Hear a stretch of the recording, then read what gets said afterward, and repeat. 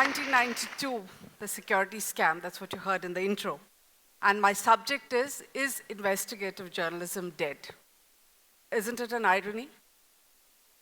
You know, just look at the title. The reason why I've put that up on the slide is to say that 23 years later, when you call a journalist who's written about something way back in 1992, you're really looking in the rearview mirror. You're not looking forward. So the short answer is investigative journalism dead? Yes, it is. The way it ought to be, it is dead. Does it mean that the story is over? Then, you know, I can let you go and have lunch in the next 15 minutes instead of talking about it. But it's not so simple. So I'm going to talk about the last 23 years. And when I talk, I'm not talking about individual brilliance, lots of wonderful work that a lot of investigative journalists have continued doing. Some have put their lives on the line. I'm not talking about those exceptions. I'm talking about whether the system provides for an opportunity for investigative journalism to play a role in the media so that the media again plays a role in being the fourth pillar of democracy. So we're looking at a larger picture. So don't tell me that X did wonderful work or Y did wonderful work. There are going to be many people who do that. To understand the background, I think you should look at the next slide, which is a movie called The Brokering News. Okay? This is a 1-hour documentary which I think for the first time in 2012 exposed the sleazy underbelly of the media to the rest of the world. Those of us inside, we know exactly how it works. We know what the forces are that dictate what is fit to be published. But people outside didn't know it. So it was a shock to most people that we're talking about entertainment news, where entertainment news is fair game these days. You can anything as long as somebody's paying a price for it. Business news, again, no surprises. Everybody knows that there is a whole PR machinery that is going to orchestrate what goes into the news and who's going to influence it. Okay? So business news is no surprise. Political news was a bit of a surprise to most people, especially the extent to which election coverage is manipulated. And now, of course, it's no surprise to you, but it was in 2012, what is happening in sports. Sports is again dominated by two forces, politicians as well as business. And this is a picture of the media today. Media is owned by either politicians or by corporate houses. And what are SPVs? They're special purpose vehicles. Why do they own media? Because they want it as a special purpose vehicle to push their agenda. And it is working most systematically. I need to go back to the Radia tapes. 2010 was another big expose for people outside the media who don't understand what happens about the extent to which money power rules what gets published and printed. Okay? So Neera Radia was a brilliant woman. Her PR firm, Vaishnavi, had the two biggest corporate accounts in India, the Tatas and Reliance. And the income tax department decided to start taping her conversations. And those conversations are out there in the public domain, thanks to Outlook magazine and Open. So those of you who go back 4 years or Google, it's there for you to see. And what it demonstrated is the phenomenal power, muscle power that this woman yielded right from deciding who gets to be a minister, what portfolios do they get, how to influence across the board for a whole bunch of our clients, and finally, what of this information gets printed, what is the spin, what is the angle, and how many editors were on her speed dial, and how much she could influence them. So I think today, when we talk about all of you people who are outside the media, you're a lot more knowledgeable about what is really going on inside, and nobody asks questions about why don't we have enough and more investigative journalism. Does this mean investigative journalism died? Not really. I mean, you ask me, I think full things happening over the last 20 years, there are lots of twists and turns, and let me take you through a couple of them. What we thought was investigative journalism also slowly turned out not to be so investigative after all, okay? So let me come to the first factor that influences or actually kills investigative journalism, which is paid news.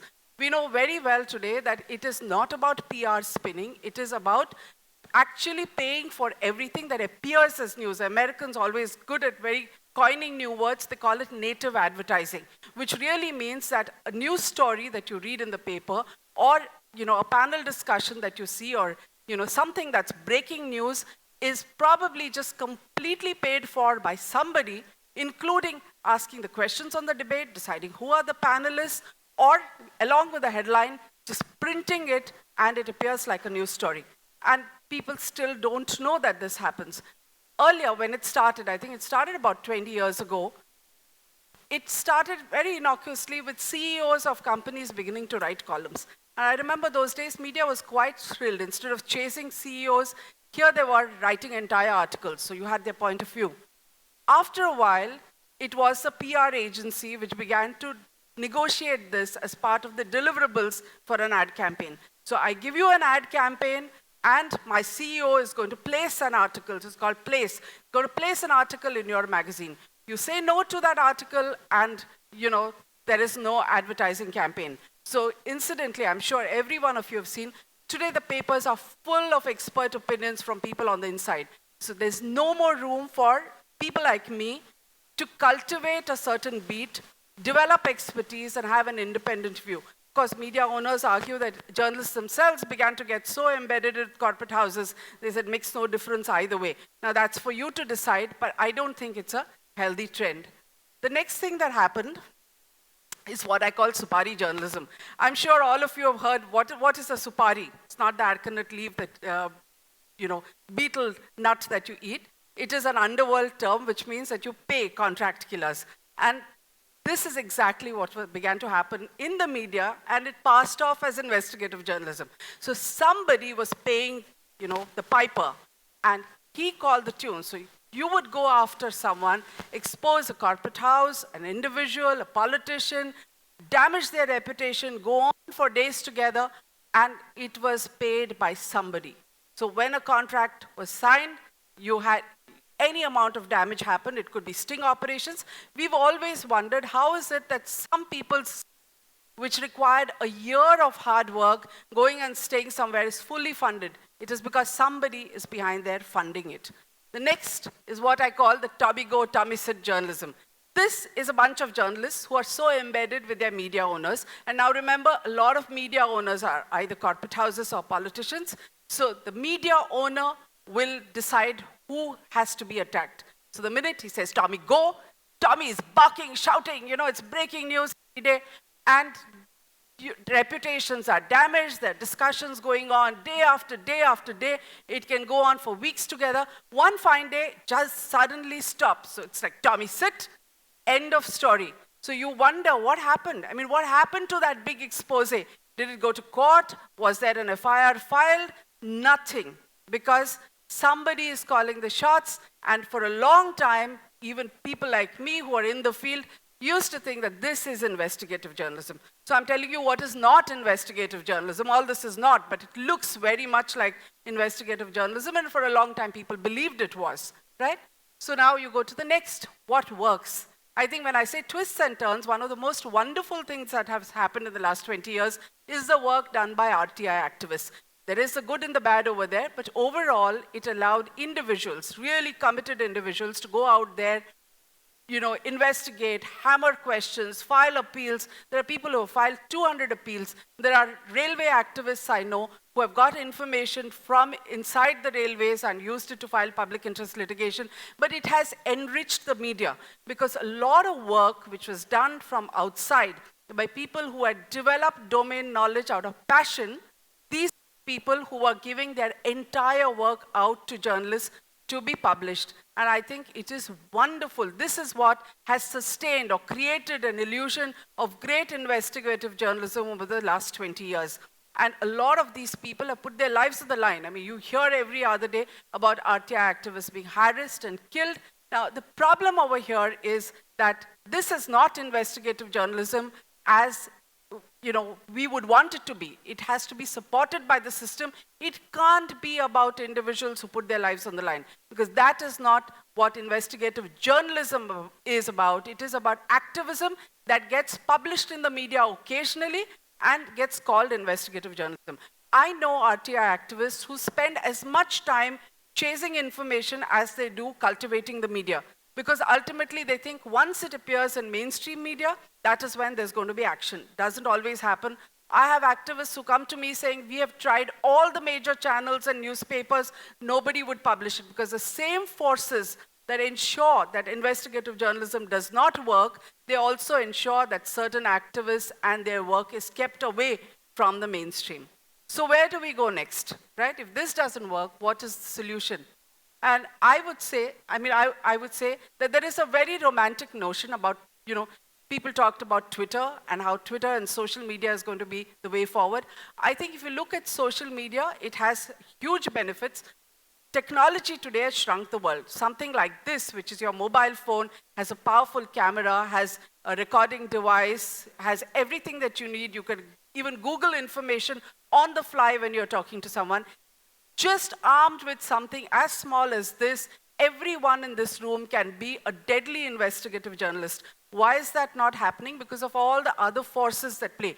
Two things happen. One is, while the world has shrunk, while the globe has shrunk, the attention spans have also shrunk. So most people who are on Twitter, you can be Twitter warriors as long as you're able to say things in 140 characters. The minute you want to say things a little longer, or there's more detail, their facts, their numbers, people are not interested. They switch off.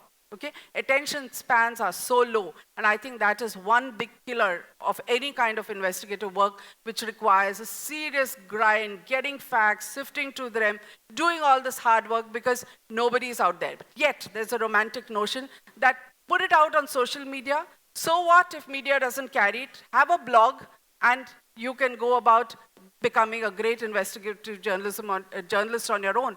It does not work like that, because the minute you're alone, you're defenseless, and you're out there open to all kinds of forces. The same deadly, big money corporate forces are out there working at you. The simplest way to shut up a blogger is a defamation notice. This morning, I've come from the High Court because somebody has slapped a 100 crore suit on me.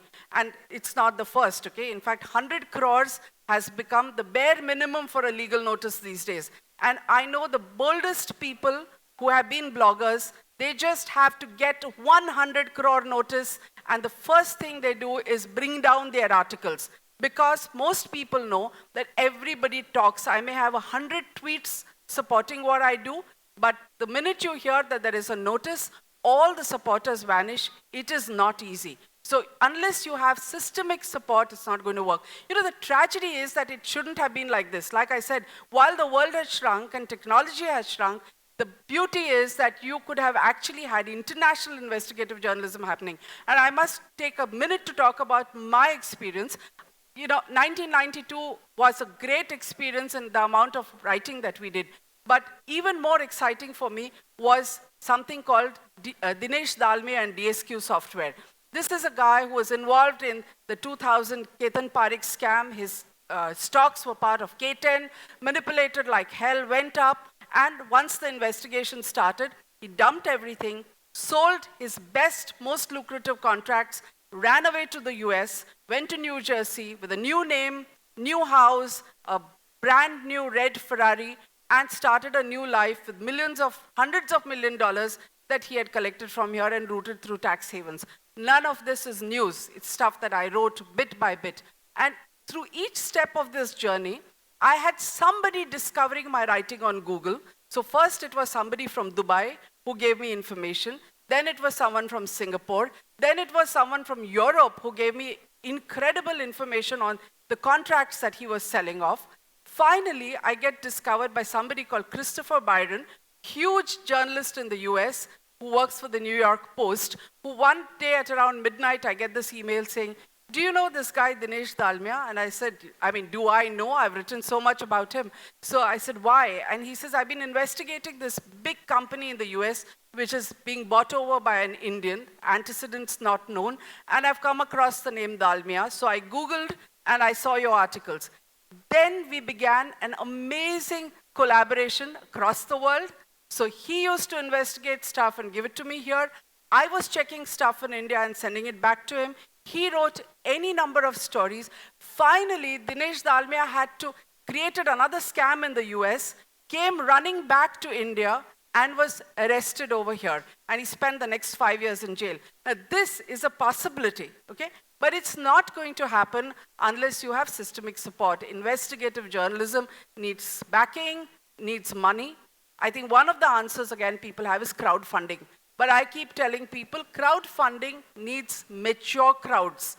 Because if you're going to be on Twitter saying, I'll send you 2,000 rupees as long as you investigate X or Y, because I have a grouse against him, you're no different from the large corporate houses that are dictating what happens to the media. If you're mature enough to say that you will leave the decisions to an editor, you will let them take forward what is going to work, only then is crowdfunding going to work. So where are we today? I live with a lot of hope that the internet and crowdfunding is going to mature as more and more people realize that the news that is rained to you for a 2 rupee newspaper is not what you want, is probably misleading you, is incorrect. That is the time you're going to begin to understand that you will have to pay.